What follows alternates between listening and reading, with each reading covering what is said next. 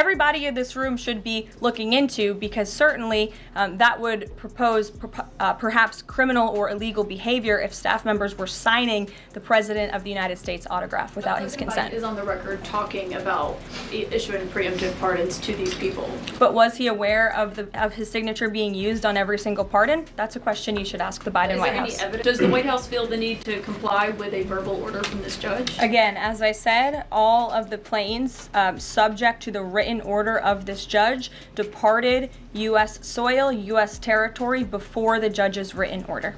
White House Press Secretary Karoline Leavitt just delivered another brutal takedown, and the mainstream media is scrambling. In her latest clash with CNN's Kaitlan Collins, she dropped a truth bomb that left Collins stunned. Want the full details? Stick around, but first, hit that subscribe button and turn on notifications so you never miss these epic moments. The president's post overnight saying that the pardons that were issued by President Biden preemptively to members of the January 6th committee, that they're now null and void. Have attorneys here at the White House told President Trump that he has the legal authority to undo a pardon simply because it was signed by auto pen, as he said? To speed, here's a quick rundown. Kaitlan Collins kicked off a heated exchange by pressing Karoline Leavitt on the legal basis for Trump's move to overturn Biden's preemptive pardons. These pardons shielded figures like Dr. Anthony Fauci from prosecution, but Trump argues Fauci misled the public on COVID-19's origins and funded the Wuhan lab. He sees Biden's pardon as illegitimate, paving the way for possible prosecution. Collins' question was simple. What gives Trump the authority to override Biden's pardons? Now, watch Karoline's response. The president was begging the question that I think a lot of journalists in this room should be asking about whether or not the former president of the United States, who I think we can all finally agree was cognitively impaired. I know it took people some time to finally admit that, but we all know that to be true, as evidenced by his disastrous debate performance against President Trump during the campaign. I digress on that. But the president was raising the point that, did the president even know about these pardons? Was his legal signature used without his consent or knowledge? And that's not just the president or me raising those questions, Kaitlan. According to the New York Post, there are Biden officials from the previous White House who raised those questions and wondered if the president was even consulted about his legally binding signature being signed onto documents. Leavitt didn't waste a second shutting down her critics. While Kaitlan Collins pushed the legality of Trump's actions, Karoline flipped the script, questioning whether Biden even knew what he was signing. She made one thing clear: Biden's cognitive decline isn't just speculation, it's a real crisis.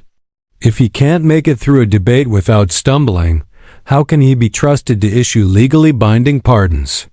Leavitt didn't hold back, pointing to Biden's disastrous debate performance, a train wreck so bad that Democrats reportedly considered replacing him with Kamala Harris. The issue quickly shifted from legality to something bigger: the possible criminality of White House officials who may have pressured Biden into signing those pardons.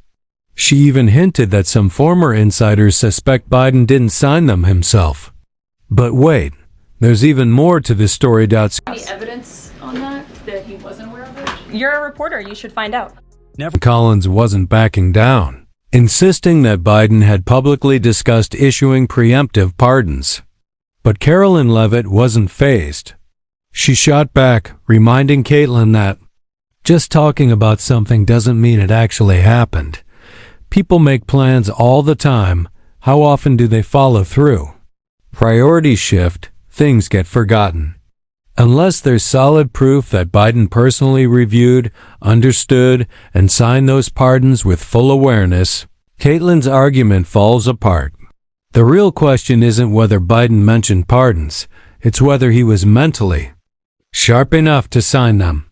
Considering his disastrous debate performance, constant gaffes, and even growing calls from his own party for a replacement, that's a valid concern. But Kaitlan, still determined to trip up Karoline, fired off another Tough question. We keep talking about the judge's written order, which hit the docket Saturday night at about 7:26 p.m. But he issued a verbal order before that at about 6:45 and 6:48 p.m. based on the court hearing.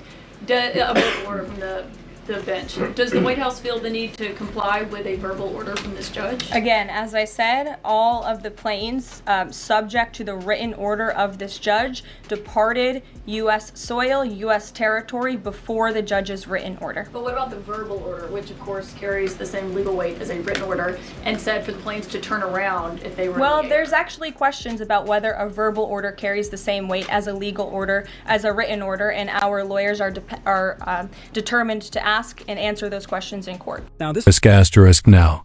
This is where things get interesting. Trump's crackdown on illegal immigration led to a series of scheduled deportation flights. But here's what most people don't know: the left rushed to court, scrambling to block those flights. According to Kaitlan Collins, they secured a verbal injunction around 6:30 p.m. However, by the time the official ruling was filed, the planes had already taken off around 7:40 p.m. So did Trump really defy a court order? Karoline Leavitt had the perfect response. Trump's legal team is now reviewing whether a verbal ruling holds the same legal weight as a written one. And honestly, that's a fair question. But here's what I'm really wondering: why are journalists more outraged about deporting illegal immigrants than the fact that many of them have criminal records? Maybe, just maybe, their priorities are completely out of whack.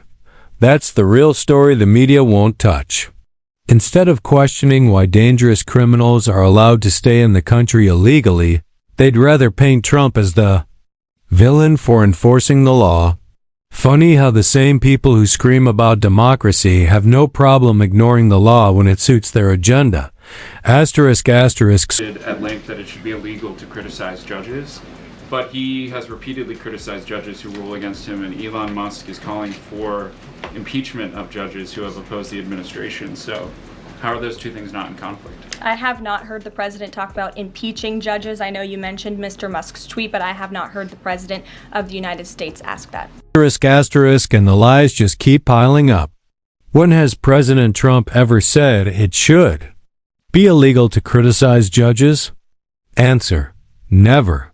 But that hasn't stopped the media from shamelessly pushing this false narrative. They started twisting his words back when he first ran for office, and now that he's back in the White House, they've only doubled down. But here's the thing: Karoline Leavitt isn't just sharp. She's a weapon armed with the truth. She didn't just call out the lies. She obliterated the media for their relentless smear campaign. She exposed how journalism has been replaced with activism, with the press pushing baseless attacks to tear down Trump at every turn. Let's be real. If criticizing judges were actually a crime, half the liberal pundits would be behind bars for their constant attacks on conservative justices. So why the double standard? Why is it free speech when the left does it, but dangerous rhetoric when Trump speaks? That's the real question the media refuses to answer. What they're forgetting is that President Trump and his press secretary have sworn an oath to tell the truth, no matter how uncomfortable it may be. You remember this clip, right? This White House will retaliate against reporters who don't use the language that you guys believe reporters should use. And how does that align with the First Amendment commitment that you were just talking about? I was very upfront in my briefing on day one that if we feel that there are lies being pushed by outlets in this room, we are going to hold those lies accountable. And it is a fact that the body of water off the coast of Louisiana is called the Gulf of America. And I'm not sure why news outlets don't want to call it that, but that is what it is. The Secretary of Interior has made that the official designation in the geographical identification name server, and Apple has recognized that, Google has recognized that, pretty much every other outlet in this room has recognized that body of water as the Gulf of America, and it's very important to this administration that we get that right, not just for people here at home, but also for the rest of the world. Asterisk. Now you see why Karoline Leavitt never hesitates to call out the blatant BS from the legacy media. The moment she catches them twisting the truth, she strikes. She's been in the trenches. She knows exactly how the woke press operates. and just how low they'll go. That's why she didn't just challenge Kaitlan Collins and company, she obliterated them for their blatantly biased reporting. Let's be real, the mainstream media isn't about facts anymore. Their goal isn't to report the news, it's to shape the narrative, distort reality, and gaslight the public into believing their fabricated version of events. And every time Karoline exposes their lies, they lose even more credibility. That's why they can't stand her. She doesn't just debunk their nonsense, she destroys it with facts, confidence, and an unwavering composure that leaves them scrambling. Best part? The American people see through the deception. They know when the media is pushing propaganda, and they're fed up. That's why the press keeps failing, and why Karoline Leavitt remains one of their biggest threats. School. Thanks, Caroline. I wanted to ask about this video I saw this morning set to the tune of, I believe, Closing Time, about deportations of illegal migrants. What's the strategy behind the White House's videos they've been putting out on this, and can you kind of talk us through the thinking on these videos? Sure. I think the White House and our entire government clearly is leaning into the message of this president, and we are unafraid to double down and to take responsibility and ownership of the serious decisions that are being made. The president was elected with an overwhelming mandate to launch the largest mass deportation campaign in American history, and that's exactly what he... And this is exactly why people love Trump and why they voted for him in droves.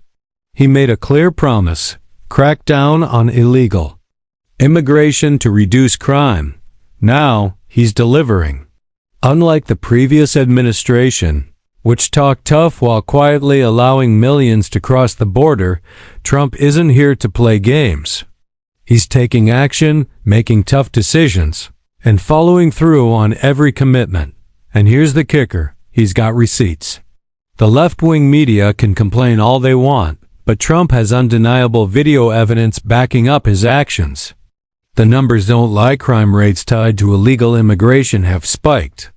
Yet, the same media that claims to care about safety and democracy won't even touch the real issue. Trump isn't just enforcing the law, he's exposing the hypocrisy of those who've spent years undermining America's borders. And that's exactly why the establishment, the media, and the radical left are terrified.